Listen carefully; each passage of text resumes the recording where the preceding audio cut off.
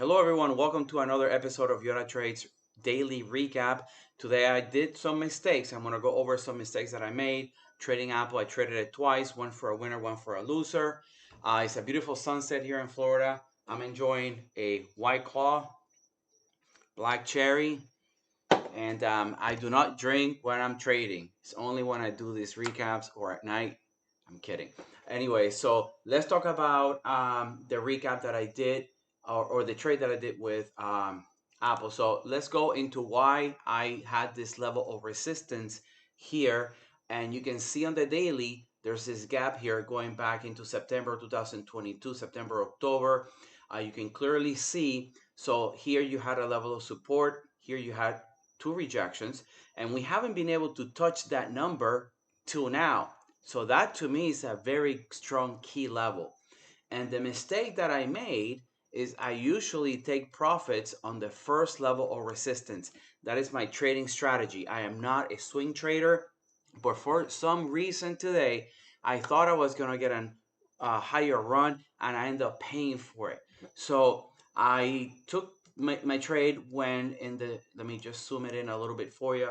You can see right here that when it started to break, you see this bust to the upside in the pre-market.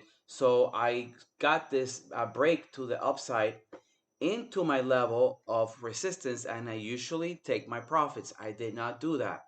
You can clearly see the weakness in the chart, right? You see just rejection candles, 1, 2, 3. So I kept back holding all the way here and into the retest, and I kind of got to my senses and I said, wait a minute, what am I doing? So I just closed out my position at a $540 loss. So one of my rules that I have, I do not trade more than 3 or 4 trades per day. So I said to myself, well, let me give myself another opportunity, given that the market has and Apple has been running them to the upside. So why not give it a shot? So you can see here that the market came down. No, I did not have this line here, right? So one of the things that you have to do as a trader is also rely on what the chart's telling you, not just any lines that you draw on the chart. So I noticed that the stock started to reverse here. It started to kind of like base out. So then I quickly took my, my cursor and I kind of drew this line here just to kind of get some bearings. And then I say to myself, okay, it's starting to, find a base kind of in the mid pre-market level. So I went ahead and when I saw this next candle create a new high right here, then I took some calls. I went higher because I wanted to make my $540 that I already had in the minus. And again, I did not close my position where I should have. Now, you can see that the stock kind of went above the level. So that's why understanding price action is so important, because one of the things I like to do is I like to let the candle close before I decide to sell. Otherwise, many times you're going to fall into the trap of just selling too soon, right? So here I let the candle close and then there was a little push, but instead of selling, I held it all the way through here.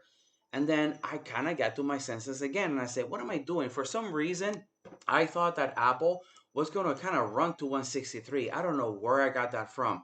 But thankfully for me, I sold it right about here because look what happened. There was a huge flush overall in the market.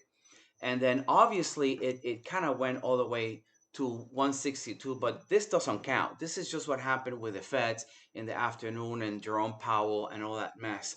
So this didn't count for me and it shouldn't count for you because we don't have these scenarios every single day. So, some mistakes, so not my job is to be cognizant of those mistakes and not try to repeat them and really stick to my rules. If you do not have any rules in your trading lifestyle or your, whatever you do, you gotta have rules because that rule allow me to give it another shot one more time. So anyways, please hit like and subscribe. Make a comment underneath if you have any questions for me, or in Twitter at Yoda Trades, the number one. And see you tomorrow and good luck tomorrow and may the market be with you.